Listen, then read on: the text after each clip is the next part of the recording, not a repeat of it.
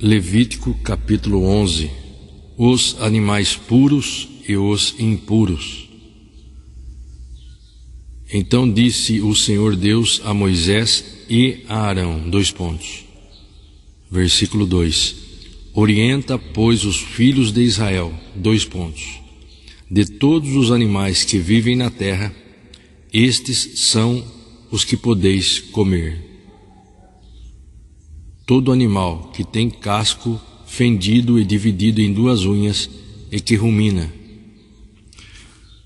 Vamos abrir em Atos 10, onde vai falar sobre a visão do apóstolo Pedro. Versículo 9 de Atos 10.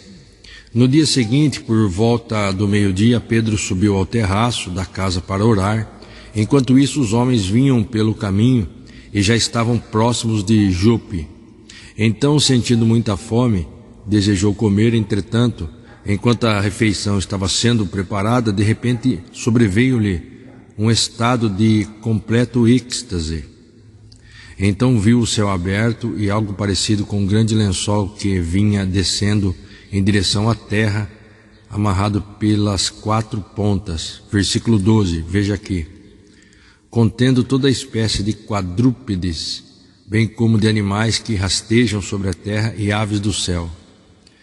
E em seguida uma voz lhe ordenou: levanta-te, Pedro, sacrifica e come. Porém Pedro replicou: de maneira alguma, Senhor, porquanto jamais comi alguma coisa profana ou impura. Contudo a voz insistiu pela segunda vez: não consideres impuro o que Deus purificou. Não considere impuro o que Deus purificou. E para aqui no versículo 12, contendo toda espécie de quadrúpedes, bem como de animais que rastejam sobre a terra e aves do céu. Veja só aqui, a expressão, entre aspas, toda espécie de quadrúpedes, significa toda a criação, incluindo os animais puros e impuros. Levíticos 11, onde estamos lendo. Assim como na tríplice divisão do mundo animal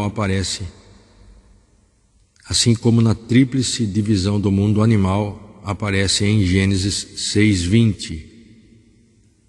Aí nós lemos: contudo a voz insistiu pela segunda vez: não consideres impuro o que Deus purificou. Veja só, a expressão original grega tuseis significa mais que o simples ato de matar um animal para comer. Seu sentido amplo e correto é, entre aspas, oferecer em sacrifício. Essa é uma indicação clara de Deus para que Pedro, abre parênteses, todos os judeus, fecha parênteses, deixem de lado todas as barreiras religiosas quanto ao estabelecimento de uma plena comunhão de mesa com os gentios de todas as nações. Gálatas 2, 12 ao 20. Aí, voltando, relacionando aqui sobre o versículo 15, contudo a voz insistiu pela segunda vez: não consideres impuro o que Deus purificou. Jesus já havia preparado o caminho para que as ordenanças quanto aos alimentos religiosamente puros e impuros fossem superadas por outros valores mais importantes do reino. Mateus 11:15, 1 Timóteo 4, 3, 5. Pedro, como nós, parece sempre necessitar ouvir algumas repetições da parte do Senhor.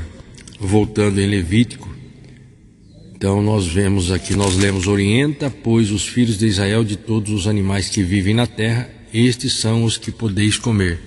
Na versão ARC está: falai aos filhos de Israel. Na King James está: orienta, pois, os filhos de Israel. Falar, orientar. Aí nós lemos Atos 10, versículo 9 ao 14. Agora continuando, versículo 3: todo animal que tem casco fendido, dividido em duas unhas e que rumina, são as seguintes espécies das quais não podereis vos alimentar: dentre aqueles que ruminam ou mesmo que tem casco dividido, tereis, portanto, como impuro o camelo, porque, embora sendo ruminante, não tem o casco fendido. Tereis como impuro o coelho, porque, embora sendo ruminante, não tem o casco fendido. Tereis como impura a lebre, porque, embora sendo ruminante, não tem o casco fendido. Versículo 7. Tereis como impuro o porco, porque, apesar de ter o casco fendido, partido em duas unhas, não rumina. Não comereis da carne deles, nem tocareis seu cadáver, e vós os tereis como impuros. Veja só aqui o comentário da Bíblia de Estudo, aqui no rodapé, está escrito: os animais aceitáveis para o alimento humano eram os que ruminavam e tinham um casco fendido e dividido em duas unhas. No versículo 3 que lemos. Da vida marítima, apenas as criaturas que tinham escamas e barbatanas. Versículo 9. Nós estamos falando dos animais aceitáveis para o alimento humano, que eram os ruminantes e tinham um casco fendido dividido em duas unhas. Daí da vida marítima, apenas as criaturas que tinham escamas e barbatanas, versículo 9. Aves e insetos também estão catalogados nas orientações, versículos mais à frente, 13 ao 23. Nós vamos estar lendo. Veja só, a separação entre alimentos puros e impuros já tinham sido elaborada no tempo de Noé, Gênesis 7:2. O motivo primeiro das leis no tocante ao consumo de alimentos é preservar a santidade do povo de Israel, como povo santo de Deus em qualquer parte do mundo. Mais à frente, vamos ler no versículo 44, que está escrito assim: eu sou Yahvé, o vosso Deus, porquanto eu sou Yahvé, o vosso Deus. Fostes santificados e vos tornastes santos, pois que eu sou santo. Não vos torneis, portanto, impuros com todos esses animais que rastejam sobre o pó da terra. Versículo 45, eu sou Yahvé, que vos fiz subir da terra do Egito para ser o vosso Deus. Sereis, portanto, santos, porque eu sou santo. Isso se repete no Novo Testamento. 1 Pedro capítulo 1, versículo 15 e 16. Mas como é santo aquele que vos chamou, sede vós também santos em toda a vossa maneira de viver, porquanto está escrito, sede santos, porque eu sou santo. A ideia de que as restrições tinham a principal preocupação em preservar a saúde é secundária.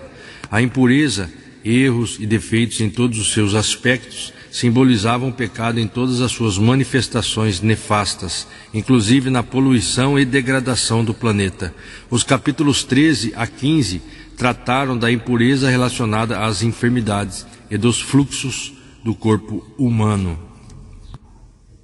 Eu esqueci de dizer que quando eu voltei a leitura aqui, eu voltei em Levítico 11 e continuei aqui a leitura do rodapé. A ideia de que as restrições tinham a principal preocupação em preservar a saúde é secundária. A impureza, erros e defeitos em todos os seus aspectos simbolizavam o pecado em todas as suas manifestações nefastas, inclusive na poluição e degradação do planeta. Aí vai falar os capítulos 13 a 15, trataram da impureza relacionada às enfermidades e dos fluxos do corpo humano. Aqui na Bíblia, voltando aqui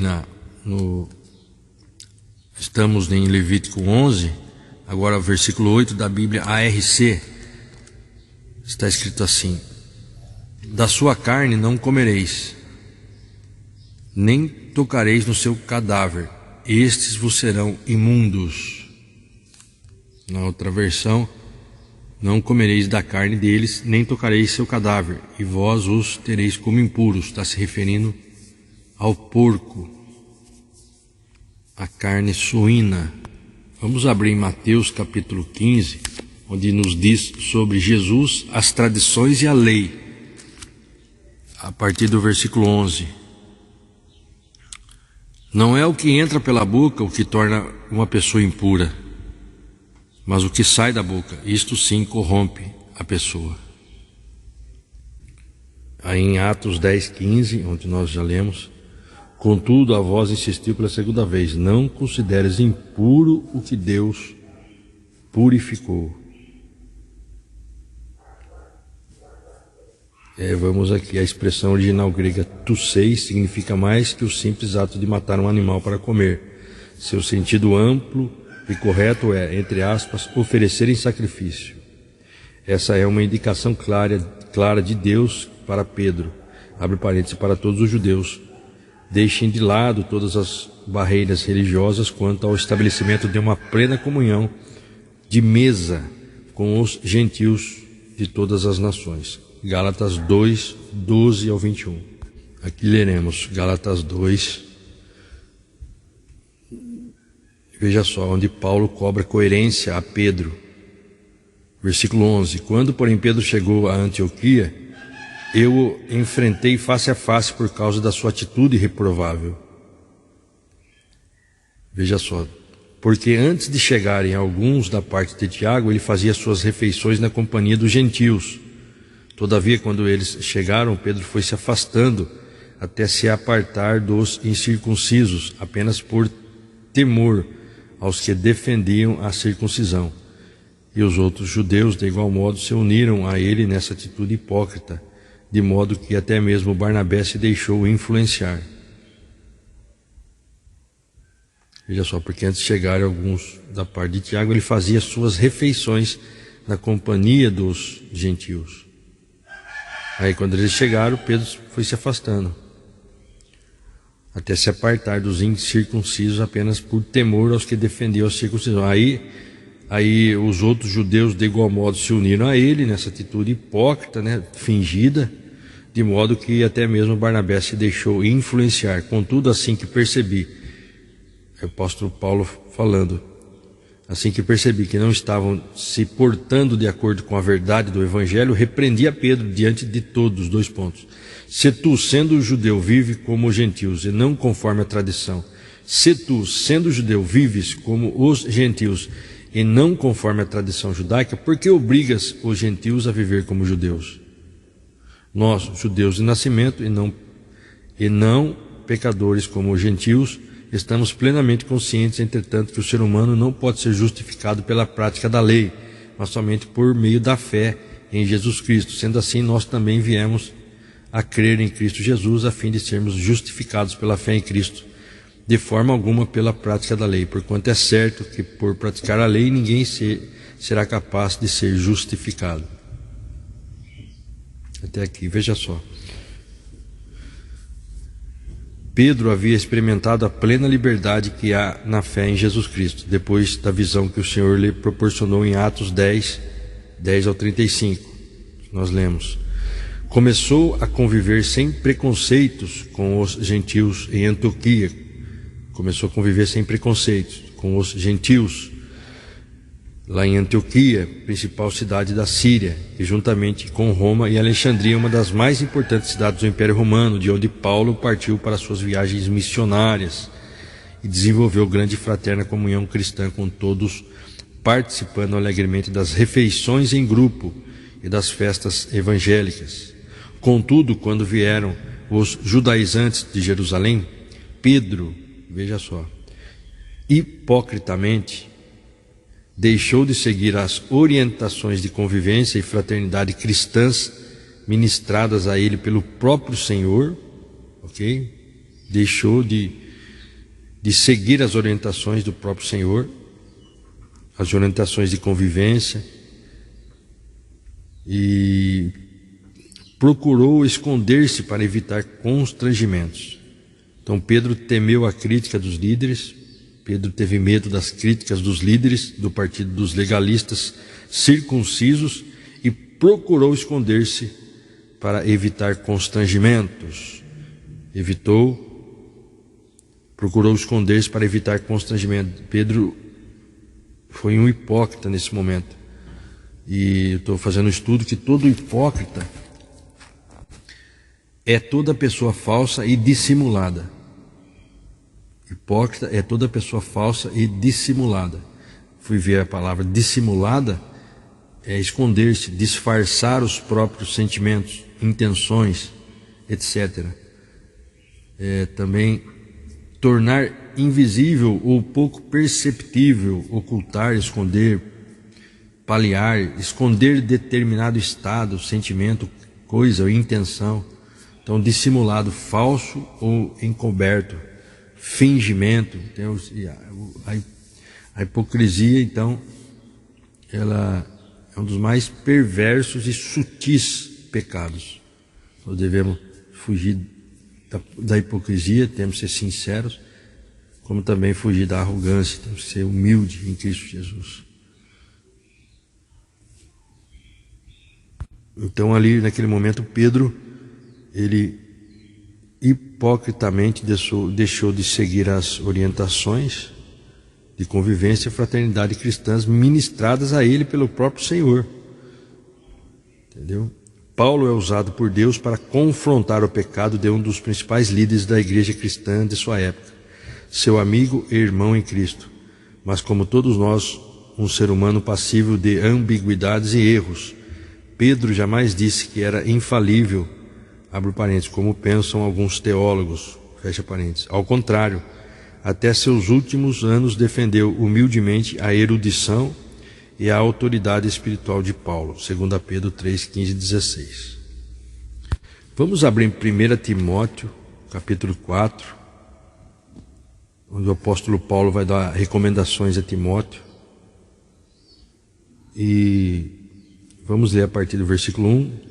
O Espírito Santo afirma expressamente que nos últimos tempos, alguns se desviarão da fé e darão ouvido a espíritos enganadores e a doutrina de demônios, sob a influência da hipocrisia de pessoas mentirosas que têm a mesma consciência cauterizada. Veja só, a apostasia, abre parênteses, rebeldia e afastamento dos verdadeiros ensinos de Deus, fecha parênteses, já era um tema tratado pela igreja primitiva. Todo o período compreendido entre a primeira vinda de Jesus Cristo e a sua volta gloriosa é chamada de, abre aspas, a era da igreja, fecha aspas, ou, entre aspas, os últimos tempos, anunciado por profetas do Antigo Testamento e do Novo Testamento, inclusive pelo próprio Jesus Cristo. Os cristãos são capazes de distinguir os, entre aspas, falsos mestres ou, entre aspas, apóstatas, por meio do Espírito Santo que habita em suas almas. 1 João 4:1. A apostasia tem três características especiais. A apostasia tem três características principais e visíveis. Surge a partir de, entre aspas, espíritos enganadores, é alimentada por ensinos demoníacos e alguns de seus mais importantes agentes estão, infelizmente, dentro da própria comunidade eclesiástica. Uma visita pela história da igreja até nossos dias não deixa a menor dúvida sobre isso. Inclusive eu percebo também muitos vídeos no YouTube de canais de supostos evangélicos, pastores, crentes, famosos, e percebemos ali com 100% de certeza esses, entre aspas, ensinos demoníacos, levando muitas pessoas à perdição eterna. Vigiemos contra isso. Então, como nós vamos vigiar contra isso? Lendo as Escrituras, procurando entender as Escrituras, procurando nos afastar do pecado. Mas a gente precisa ler buscando firmemente entender. É isso que é necessário. Veja só, um cristão que não avalia e corrige sua vida e comportamento à luz da palavra de Deus e dos conselhos do Espírito Santo, entrega-se progressivamente ao encantamento do pecado, que usa como anestesia da consciência cristã, a mentira.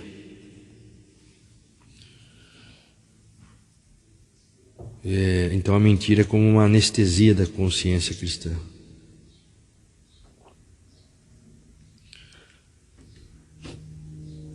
Com o passar do tempo, instala-se na alma dessa pessoa uma crosta de insensibilidade ao espírito e também às pessoas.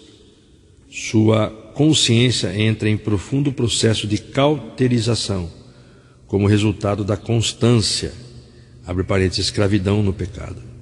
fecha parênteses, como resultado da constância, entre parênteses, escravidão no pecado. 1 Coríntios 11, 28. 2 Coríntios 13, 5. Tiago 5, 16. 1 João 1, 6.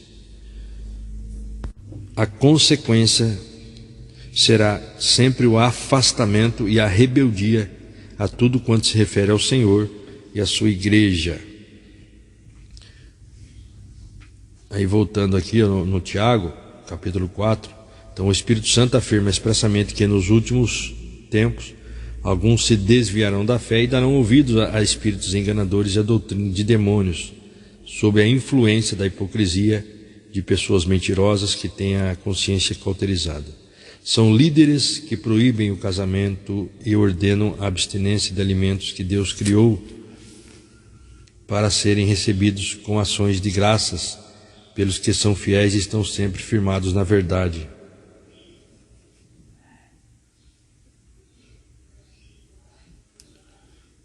Pois tudo o que Deus criou é bom, e nada deve ser rejeitado, se puder ser recebido com ações de graça, porquanto é santificado pela palavra de Deus e pela oração. Versículo 5, porquanto é santificado pela palavra de Deus e pela oração. Orientando aos irmãos quanto a esses assuntos, serás bons ministro de Jesus Cristo, nutrido pelas palavras da fé e da boa teologia que tens seguido, mas rejeita as fábulas profanas e os falatórios dos insensatos. Exercita-se, porém, na piedade. Exercita-se, porém, na piedade. Você veja, e no versículo 13, olha só: enquanto aguardas a minha chegada, aplica-te à leitura e exortação, à exortação e ao ensino. Enquanto aguardas a minha chegada, aplica-te à leitura, à exortação e ao ensino. Veja só, nós somos salvos por ocasião do arrependimento pessoal de nossos pecados. Portanto, daí da conversão. Fazia esse pecado, agora eu não faço mais, me converti. Não ando naquele caminho, aquele que rouba não rouba mais. Entretanto, continuamos a ser salvos, ou seja, o processo da santificação, continuamos a ser salvos à medida que nos entregamos cada vez mais aos cuidados do Espírito de Deus e nos tornamos mais semelhantes à imagem de Cristo, em latim imago Dei. Tornamos mais semelhantes a essa imagem de Cristo em nossos pensamentos, em nossas atitudes. 1 Coríntios 1, 18.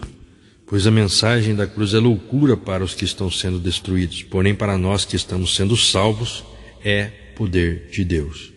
É o poder de Deus. Aleluia.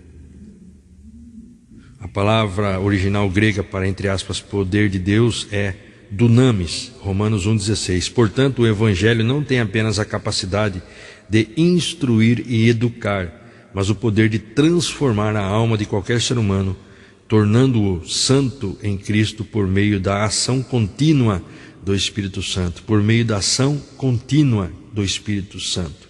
Por meio da ação contínua do Espírito Santo. Atos 1,8. Atos 1,8, aqui leremos: contudo recebereis poder quando o Espírito Santo descer sobre vós, e serei minhas testemunhas tanto em Jerusalém como em toda a Judéia e Samaria, até os confins da terra. Glória a Deus.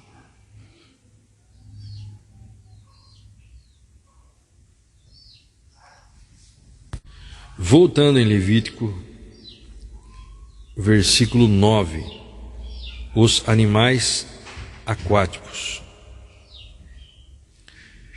Dentre tudo aquilo que vive na água, podereis comer o seguinte, 2 pontos. Tudo o que tem barbatanas e escamas e vive na água dos mares e dos rios, podereis comer.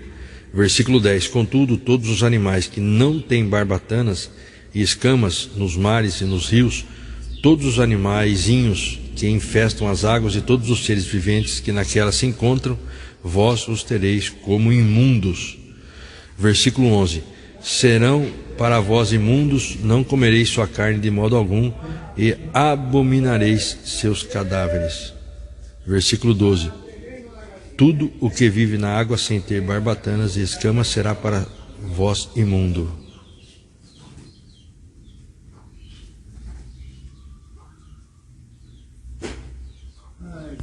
Continuando, as aves e outros animais que voam. Versículo 13. Dentre as aves tereis por imundas, e não comereis delas, pois são impuras. A seguinte, 2 pontos. As águias, os urubus, as águias marinhas, os açores, os falcões, qualquer espécie de corvo.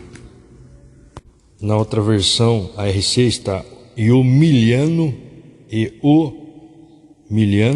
e o abutre segundo sua espécie. No versículo 13, olha que interessante, ó. E das aves estas abominareis, não se comerão, serão abominação, 2 pontos. A águia e o quebrantoso, e o chofrango. Na outra versão fala as águias, os urubus e as águias marinhas. Então as águias, tudo bem, é águia. O quebrantoso ali está como urubus, e aqui chofrango está como águias marinhas. No versículo 14, o milhano está como açores, e o abutre está como falcões. Versículo 15, todo corvo segundo a sua espécie. Ali está qualquer espécie de corvo, ok. Versículo 16, e os avestruz, na outra versão está corujas, e o mocho, na outra versão está gaivotas, e o cuco, as avestruz está só invertida, e qualquer espécie de gavião, e o gavião segundo a sua espécie. Versículo 17, os mochos, aqui está, e o bufo, e o corvo marinho, e a coruja. E aqui está as ibis. Versículo 18, e a gralha, e o cisne, e o pelicano. Ali está. E as gralhas, os pelicanos, os abutres. Versículo 19, as cegonhas, as garças, as polpas e também qualquer espécie de morcego. E na outra versão está a cegonha e a garça segundo sua espécie, e a polpa e o morcego. Também semelhante. Versículo 20, todo réptil que voa, que anda sobre 4 pés, será para vós uma abominação. E também impuro todo inseto que anda e que voa. Versículo 21, mas podereis vos alimentar dos insetos que têm pernas que saltam. Versículo 21 na outra versão, mas isto comereis de todo o réptil que voa, que anda sobre 4 pés, o que tiver pernas sobre os seus pés para saltar com elas sobre a terra. Versículo 22, deles comerei estes, 2 pontos. A locusta segundo a sua espécie, e o gafanhoto devorador segundo a sua espécie, e o grilo segundo a sua espécie, e o gafanhoto segundo a sua espécie. Na versão KJ está escrito, podereis comer, portanto, toda espécie de gafanhotos e grilos. Versículo 23, mas todos os outros insetos que enxameiam, que têm asas e se movem pelo chão com 4 pés, vós os tereis como imundos e proibidos a vossa alimentação. Mateus 3, versículo 4, quando vai falar sobre João Batista prepara o caminho. Naqueles dias surgiu João Batista pregando no deserto da Judéia e dizia, 2 pontos, arrependei-vos, porque o reino dos céus está próximo. Este é aquele que foi anunciado pelo profeta Isaías, 2 pontos, vós do que clama no deserto, preparai o caminho do Senhor, endireitai as veredas. Versículo 4, veja só agora, João tinha suas roupas feitas de pelos de camelo e usava um cinto de couro na cintura. Alimentava-se, olha do que João se alimentava, alimentava-se com gafanhotos e mel silvestre. Marcos 1,6 está escrito: João vestia roupas tecidas com pelos de camelo, usava ao redor da cintura um cinto de couro e se alimentava de gafanhotos e mel silvestre. Vou falar rapidamente aqui as roupas e o tipo de alimentação que João revelam sua austeridade e desprendimento dos interesses materiais desse mundo. Seu jeito de vestir-se era típico dos profetas e lembrava Elias, a quem João muito se assemelha. Alimentar-se de gafanhotos era uma prática comum entre as comunidades pobres. Levíticos 11:22, onde estamos lendo. Veja só o versículo 22 de Levítico 11. Podereis comer, portanto, toda espécie de gafanhotos e grilos. Voltando aqui em Marcos 1:6 que lemos. Agora estou lendo aqui no rodapé o comentário bíblico. Alimentar-se de gafanhotos era uma prática comum entre as comunidades pobres, especialmente as que viviam a oeste do Mar Morto, entre cujos habitantes,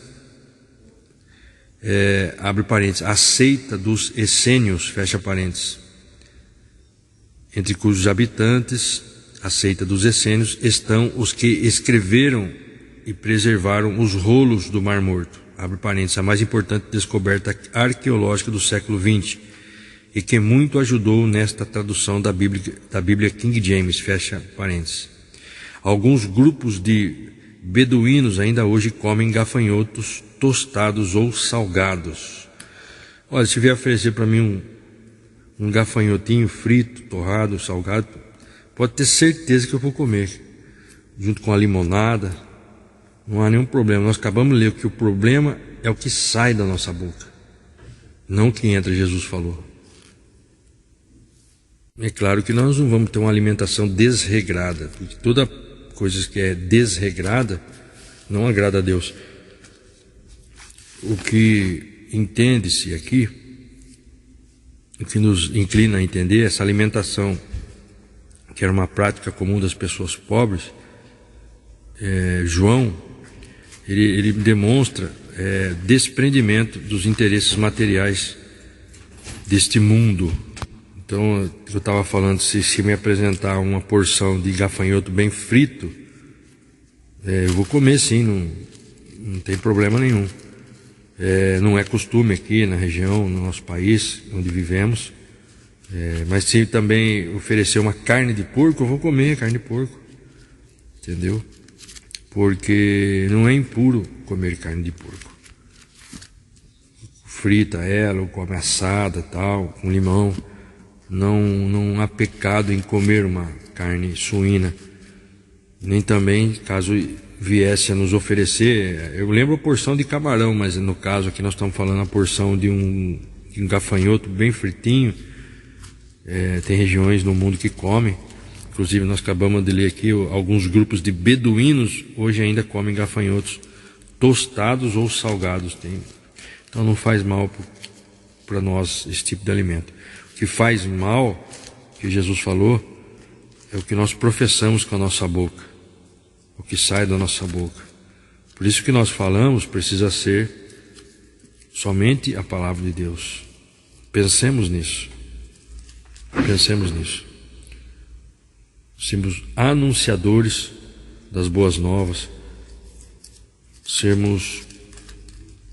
Porque nós falamos o que nós estamos dominados dentro da gente. Então certamente estamos em erro, vamos abandonando nossos erros, e da nossa boca precisa sair coisas que edificam a vida do próximo, senão não devemos falar. Palavras que edificam, que instruem, que admoestam, que orientam, que ajudam a vida do próximo, que traga luz para a vida do próximo. Então, isso que deve sair da nossa boca. Se nós observarmos e aprendermos o que Jesus fala e seguirmos, copiarmos raciocínio, o mesmo modelo, buscando com muito esforço a nos aproximar cada vez mais do caráter santo de Cristo, certamente o Espírito Santo nos ajudará, no momento certo, a abrirmos a nossa boca para transmitirmos vida e não impurezas. Então nós cuidemos de buscar ao Senhor para que possamos purificar a nossa vida e, consequentemente, purificar aquilo que sai da nossa boca. Voltando em Levítico 11, o contato com animais imundos. Contraireis a impureza deles, : todo aquele que tocar seu cadáver ficará igualmente imundo até a tarde. Todo aquele que transportar seu cadáver deverá lavar suas vestes e ficará impuro até o pôr do sol. Versículo 26. Quanto aos animais que têm casco, porém não dividido, e que não ruminam, vós os considereis impuros. Todo aquele que os tocar ficará imundo. Versículo 27. Todos os animais de 4 patas que caminham sobre a planta dos pés serão para vós impuros. Todo aquele que tocar seu cadáver ficará igualmente impuro até a tarde. E todo aquele que transportar seu cadáver deverá lavar as vestes e ficará impuro até o pôr do sol. Esses animais são considerados impuros para vós. Lembrando aqui que em Levítico, que estamos estudando em Levítico, o tema principal que é a santidade. Então, quando nós estamos lendo aqui sobre essa impureza, nós devemos lembrar que o pecado nos suja, nos torna impuro perante a presença do Senhor e nos afasta de Deus. Então, o pecado, ele nos mancha, ele nos suja e ele nos envia longe da presença de Deus. Deus é luz. Aí nós vamos nos separando de Deus através do pecado, vamos nos manchando, vamos nos sujando, vamos ficando cada vez mais impuros e cada vez mais longe da luz. Logo estamos nas trevas. Devemos examinar-nos onde estamos errando, identificarmos nosso pecado. Devemos nos arrepender, como João Batista falou, Jesus falou: arrependei-vos com sinceridade e vamos deixar nossos erros, abandonar nossos pecados enquanto é tempo. E vamos nos purificar através da obediência, da santidade ao Senhor. Pensemos nisso. Versículo 29 de Êxodo 11, voltando. Os animais que rastejam pela terra. Dentre os animais que se arrastam pelo chão, são os seguintes os que considerais imundos. : todas as espécies de ratos, toupeiras, lagartos grandes, crocodilos, lagartos de areia, lagartos pintados, lagartixas, camaleões. Dentre todos os répteis, esses são aqueles que considerais impuros. Todo aquele que os tocar quando estiverem mortos ficará imundo até o pôr do sol. Versículo 32. Todo objeto sobre o qual cair um deles, estando morto, torna-se impuro. Todo utensílio de madeira, veste, couro, saco, enfim, qualquer utensílio, será imerso em água e ficará impuro até a tarde, e depois voltará a ficar puro. Versículo 33. Toda vasilha de argila na qual for depositado ou cair um deles, ou ainda parte de seus corpos, deverá ser quebrada. Seu conteúdo tornou-se, portanto, absolutamente impuro. Todo alimento que se come será impuro, ainda que seja só umedecido com essa água. E toda bebida que se bebe, qualquer que seja, se tornará impura em contato com essa vasilha. Versículo 35. Tudo aquilo sobre o qual for depositado ou cair um de seus cadáveres, ou mesmo parte de seus corpos, será considerado imundo. Forno e estufa serão destruídos, pois tornaram-se igualmente impuros e serão proibidos para vós. Versículo 36. Mas, se cair numa fonte ou numa cisterna onde se recolhe água em grande quantidade, ela permanece pura. Entretanto, quem tocar no cadáver ficará também imundo. Versículo 37. Se algum dos seus cadáveres cair sobre uma semente qualquer, permanecerá pura. Porém, se o grão foi umedecido com água, e um dos seus cadáveres cair sobre ele, vós os tereis por impuro. Versículo 39. Se morrer um dos animais que vos servem de alimento, quem tocar seu cadáver ficará impuro até a tarde. Versículo 40. Quem comer da sua carne deverá lavar suas vestes, e ficará imundo até a tarde. Quem transportar seu cadáver deverá lavar suas vestes, e ficará também impuro até a tarde. Aí vamos aqui buscar a santidade e a pureza. Versículo 41. É, portanto, proibido comer qualquer animal que se arrasta pelo chão. Esses animais são impuros. Versículo 42. Tudo que se arrasta sobre o ventre, quer caminhe sobre patas ou com o auxílio de muitos pés, enfim, todos os animais que se movem rente ao chão,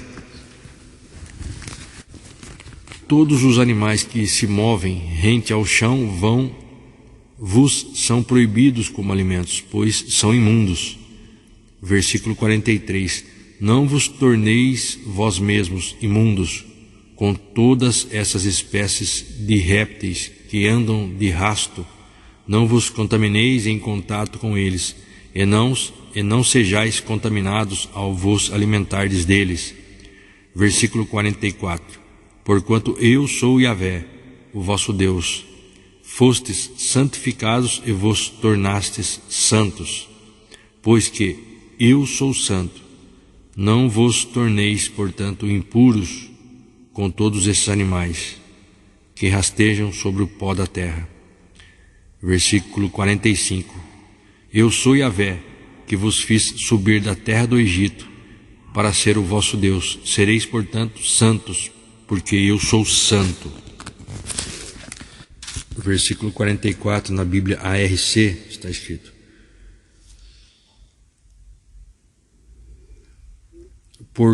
Porque eu sou o Senhor, o vosso Deus, portanto, vós vos santificareis e sereis santos, porque eu sou santo, e não contaminareis a vossa alma por nenhum réptil que se arrasta sobre a terra. Vamos abrir em 1 Tessalonicenses, capítulo 4, onde nos ensina, está escrito, vivendo para adorar a Deus. Veja só o versículo 7. Pois Deus não nos convocou para a impureza, mas sim para a santificação. Versículo 7. Portanto, aquele que rejeita essas orientações não está rejeitando o homem, mas a Deus, que vos outorga o seu Espírito Santo. Vamos ler o comentário aqui. Paulo se refere ao ministério do Espírito Santo de Deus, o de fazer seus mandamentos compreensíveis ao coração dos cristãos. Glória a Deus. O ministério do Espírito Santo, o Espírito de Cristo, que faz os mandamentos serem compreensíveis aos nossos corações. Maravilha. Pois Deus não nos convocou para a impureza, mas sim para a santificação.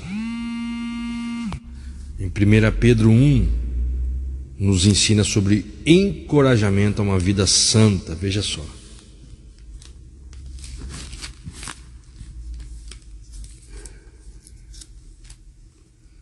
Assim sendo, estai com a mente preparada, prontos para agir, alertas, depositai toda a vossa esperança na graça que vos será outorgada na plena revelação de Jesus Cristo. Como filhos da obediência, não permitais que o mundo vos amolde às paixões que tinhas outrora, quando vivíeis na ignorância. Porém, considerando a santidade daquele que vos convocou,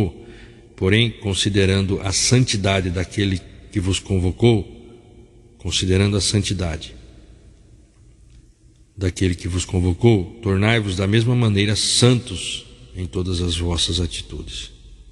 Porquanto está escrito: sede santos, porque eu sou santo. 1 Pedro 1,16. Porquanto está escrito: sede santos, porque eu sou santo. Deus é santo, quer dizer, absolutamente separado de qualquer aparência do mal. Essa característica de Deus, de profunda aversão à perversidade, deve inspirar seus filhos a persistirem em seu processo diário de santificação, afastando-se da impureza e do pecado. Afastando-se da impureza e do pecado. Glória a Deus. E assim nós entramos na conclusão de Levítico 11, versículo 46. São essas as leis a respeito dos animais e das aves, de todos os animais que vivem na água e de todos os animais que se arrastam sobre o pó da terra. Fareis, portanto, a devida separação entre o que é impuro e o que é puro, entre os animais que são próprios para servir de alimento e os que são impróprios. Lucas 1, versículo 74, que nos resgataria da mão de todos os nossos inimigos a fim de os servirmos livres do medo, em santidade e justiça na sua presença durante todos os dias de nossas vidas. Glória a Deus. Eu vou ler novamente para concluirmos.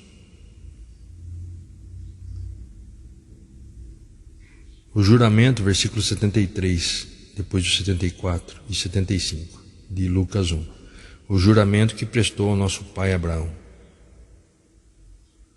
E o 72, olha, para demonstrar sua misericórdia aos nossos antepassados, recordar a sua santa aliança, o juramento que prestou ao nosso pai Abraão, que nos resgataria da mão de todos os nossos inimigos, a fim de os servirmos livres do medo, em santidade e justiça na sua presença, durante todos os dias de nossas vidas. Glória a Deus.